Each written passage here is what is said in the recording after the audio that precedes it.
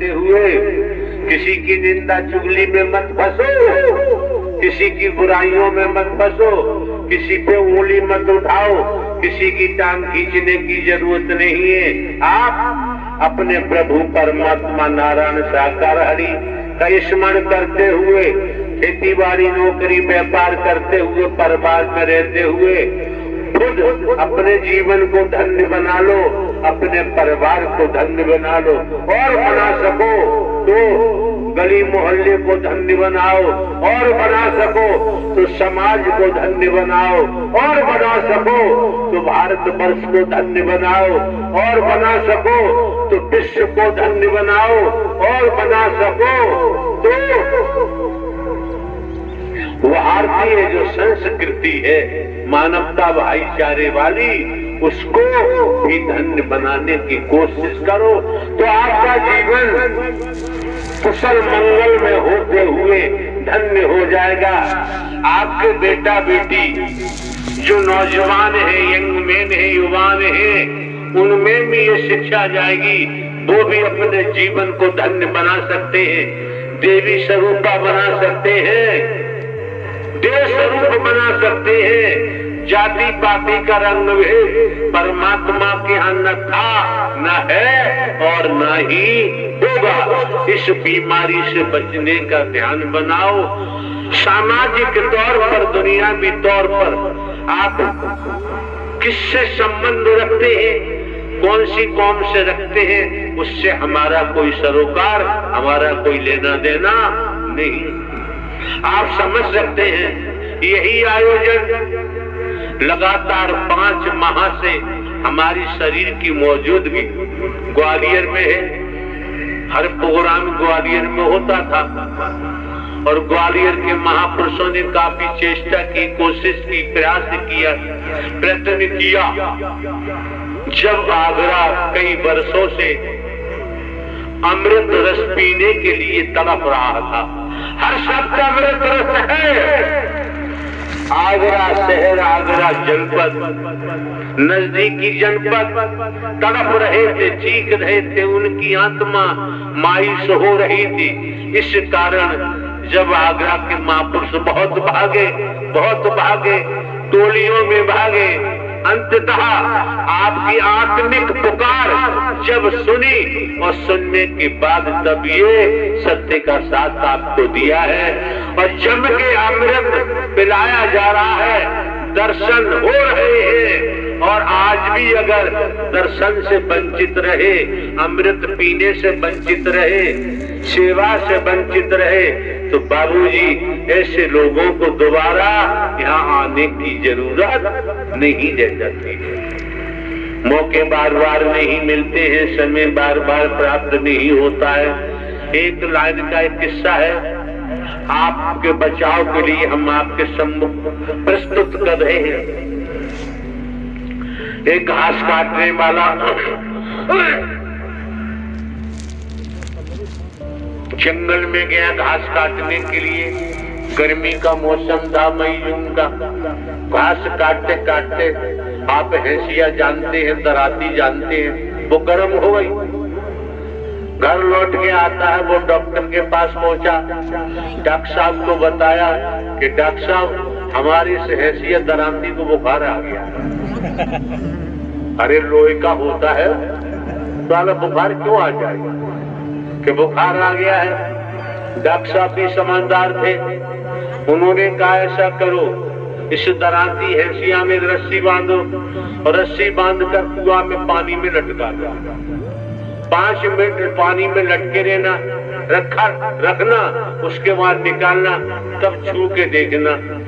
तो उन्होंने वही काम किया, हैसिया लिया, रस्सी में बांधा और कुआं के पानी में डाल दिया। 5 मिनट के बाद निकाला तो हैसियों को स्पर्श किया, वो ठंडा हो गया।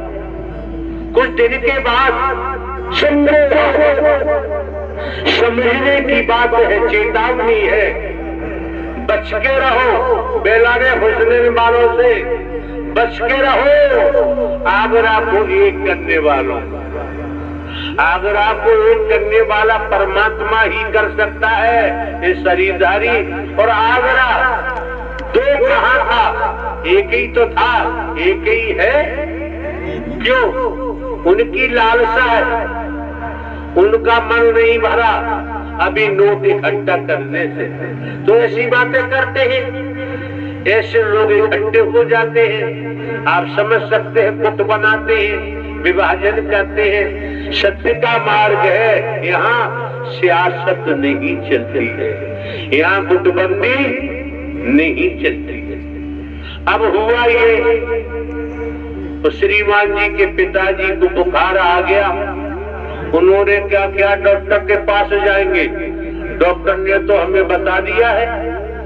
तो उस श्रीमान जी ने अपने पिताजी को चारपाई में रस्सियों से चारों तरफ से कसा, रस्सियों से चारों।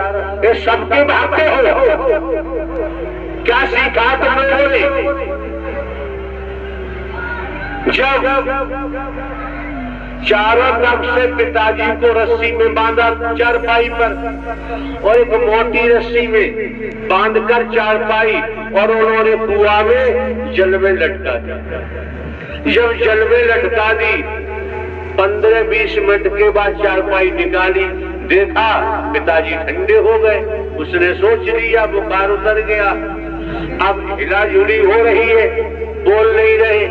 तब डॉक्टर साहब को कहा कि डॉक्टर साहब वो हंसिया तो ठंडा हो गया, उसको बुखार उतर गया। हमारे पिताजी को बुखार आ गया था, हमने चारपाई में बांधकर कुआं में लटका दिया 20 मिनट के लिए।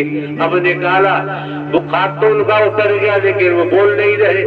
तब डॉक्टर साहब ने कहा, देखो वही तुम जानते नहीं हो, हर बीमारी का इलाज अलग अलग होता है, एक होता नहीं है।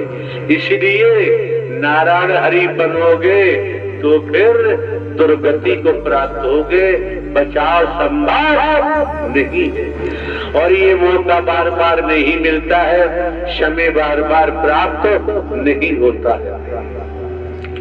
छल कपट छिद्र मोह नहीं भावा, निर्मल मन मोह भावा। समझो, परखो, आपके परिवार में बेटा बेटी पति पत्नी कोई हो, झूठ बोलते हैं, परिवार के मुखिया से छल कपट करते हैं, आप बर्दाश्त नहीं कर सकते, तो परमात्मा को कोमल निर्मल हृदय चाहिए। छल कपट झूठ चालाकी चतुराई की यहाँ जरूरत, मैं की यहाँ जरूरत नहीं है। जो मैं लेके बैठा है उसकी मैं का तुरंत पता चल जाता है, ज्यादा देर नहीं लगती है। ये जो मौका मिला है, समय मिला है, वक्त मिला है, ये अमोलक समय है, इसे खरीदा नहीं जा सकता। आज ये माह का प्रथम मंगलवार है। वर्ष में कितने मंगलवार आते हैं, लेकिन आज का मंगलवार ये बार बार आने वाला नहीं। मंगल तो आएगा, दूसरे महीने का आएगा, तीसरे महीने का आएगा, चौथे, पांचवें, छठवें, सातवें, आठवें, नौवें, 10वें, 11वें, 12वें महीने का आएगा। लेकिन ये परम सद्गुरु परमात्मा का पावन पवित्र जो महोत्सव हुआ, उसके साथ लगा हुआ ये मंगलवार आने वाला नहीं है। धन कमा सकते हैं आप, दौलत कमा सकते हैं, कोठी बंगले बना सकते हैं, कारखाने बना सकते हैं, मिल बना सकते हैं, लेकिन इस मंगलवार को लाना दौलत के आधार पे भी किसी के बस की बात नहीं। बड़े सौभाग्यशाली हो, क्यों हमारे द्वारा पूर्व में भी कहा है, आप सतगी सतोप्रधान आत्मा है। जब संपूर्ण निराकार ही सगुण साकार नारायण हरि के रूप में आपके मत आपके सम्मुख विराजमान है, इससे बड़ा सौभाग्य क्या होगा। जन्म जन्मांतर की थकान उतारना चाहो उतार सकते हो, न उतारो आपकी अपनी मर्जी है। मन में साकार हरि नारायण हरि परमात्मा परम सद्गुरु को दाखिल होने दो, जीवन धन्य हो जाएगा, माला माल हो जाओगे, घर परिवार फूलेगा फलेगा। और ईमानदारी निष्ठा को छोड़ दिया तो कोई गारंटी नहीं। नारायण साकार की संपूर्ण ब्रह्मांड में सदा सदा के लिए जय जयकार हो। जिन लोगों को ज्यादातर यहाँ बैठे हैं बेड पकड़ने की आदत है, बेड नहीं छोड़ते, रातों दिन चिपके रहते हैं, कहीं बेड कहीं भागने जाते। आज भी राजे महाराजे हैं, राजे महाराजों के जमाने की बात है। जो नौकरानी राजमहल में काम करती थी, मुख्य नौकरानी थी, छुट्टी लेकर वो चली गई, उसके जगह दूसरी नौकरानी लगाई। जहां राजा रानी जिस कक्ष में शयन करते थे, आराम करते थे, सफाई झाड़ू पोछा के लिए उस नई नौकरानी को भेजा गया। जब राजा रानी के रूम को कक्ष को देखा नौकरानी ने, उसका मन विचलित हो गया, मुंह में पानी आ गया कि जिस पलंग पर राजा रानी शयन करते हैं कोई मुझे देख नहीं रहा, मैं बैठ के देख लूं। जैसी नौकरानी के मन ने नहीं माना और बैठी, वैसी रानी साहब आया गए। उन्होंने चार से जो कुछ था उल्टा सीधा कहा। तुरंत राजा को सूचना दी, राजा आए। राजा ने कहा क्या बात है कि ये नौकरानी नहीं है, वो तो छुट्टी गई है, जिस पलंग पर हम लोग शयन करते हैं उस पर बैठी थी। पूछा राजा ने कि ऐसा किया कि हाँ, तो 20 चाबुक को मारने की सजा सुना दी। बड़ा रहस्य। जब सजा सुना दी, अब नौकरानी पर चाबुक पड़ रही है। जो वस्त्र पहने हुए हैं, चाबुकों की चोट से धमक से वस्त्र भी फट रहे हैं, चमड़ी भी फट रही है, मांस लटक रहा है, लहू खून बह रहा है और नौकरानी हंसती जा रही है, हंसती जा रही है, हंसती जा रही है। ये सीन देखकर राजा बड़ा आश्चर्यचकित हुए कि बड़ी निर्लज्ज है, इसकी हड्डी तक दिखाई दे रही है, मांस लटक रहा है, लहू निकल रहा है और ये हंसती जा रही है। जब 20 चाबुक की मार सजा पूरी हो गई, तब राजा ने कहा तू बड़ी निर्लज्ज है, बता हंस क्यों रही थी? तो कहा कि राजन ये मत पूछो मैं क्यों हंस रही थी। अगर आप ये पूछो तो मैं क्यों हंस रही थी तो आपको हृदय गति बढ़ जाएगी या हार्ट अटैक हो जाएगा। ये बता। अब राजा का हुक्म। तो नौकरानी ने कहा मैं तो क्षण मात्र के लिए पलंग पर बैठी, मेरी ये दुर्गति हो रही है। हंस हो रही थी कि राजा रानी तो रोज लेटते हैं, इनकी महादुर्गति होगी, इन्हें कोई बचा नहीं सकता। जब मैं नहीं बच पाई तो ये भी बचने वाले नहीं। आराम का समय नहीं है, कर्म का समय है, काम का समय है। विवाह को सुदृढ़ रखो, मजबूत रखो, स्वच्छ रखो। आपके माननीय सम्माननीय प्रधानमंत्री जी भी स्वच्छता की तरफ इशारा करते हैं। ये जो मौका मिला है, आपको जो वक्त मिला है, समय मिला है, ये निस्वार्थ है, अमूल्य है, इसे खरीदा नहीं जा सकता। समझदार महापुरुष हैं, एक शब्द को ही पकड़ लेते हैं, कर्म में डालते हैं और अपने जीवन को धन्य बना लेते हैं। ये मौके बार बार नहीं मिलते हैं, समय बार बार प्राप्त नहीं होता है। माहौल को देख करके ग्वालियर से तमाम महापुरुष हमारे साथ आए हुए थे आगरा। अभी प्रभात में सुबह हमने अध्यक्ष वगैरह को बुलाया, अपने कक्ष में जिसमें हमारा प्रवास है उनको समझाया, क्यों हमें तो वापसी ही आज ग्वालियर जाना था, लेकिन यहाँ की स्थिति परिस्थितियों को देखते हुए, महापुरुषों की लगन और तरफ को देखते हुए ग्वालियर के महापुरुषों को हमने कह दिया कि आप लोग जा सकते हैं, जब हमारा आना होगा तो बता देंगे।